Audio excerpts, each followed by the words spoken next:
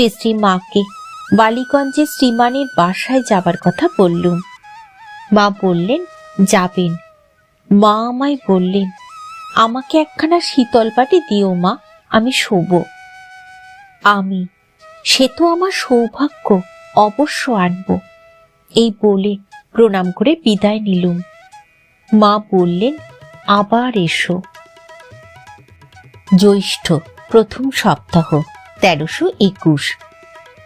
আজ মা বালিগঞ্জের বাসায় আসবেন। পূর্বদিন হতে সব বন্দোবস্ত হচ্ছে। মার জন্য পৃথক আসন, নূতন শ্বেতপাথরের বাসন ইত্যাদি কেনা হয়েছে।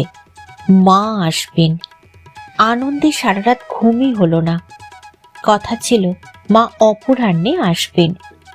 পাছে কোনো কারণে তার অন্য মত হয়, সেজন্য প্রাতেই শ্রীমান শোকহরণ বাগবাজারে মার বাড়িতে গাড়ি নিয়ে গিয়ে অপেক্ষা করতে লাগলো।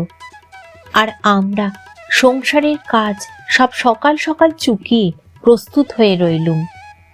মায়ের আসন পেতে চারিদিকে ফুল সাজিয়ে রাখলুম। সমস্ত ঘর দরে গঙ্গার জল ছড়িয়ে দিলুম। ফুলের মালা গেঁথে রাখলুম এবং বড় দুটি ফুলের তোড়া করে মায়ের আসনের দুপাশে দিলুম।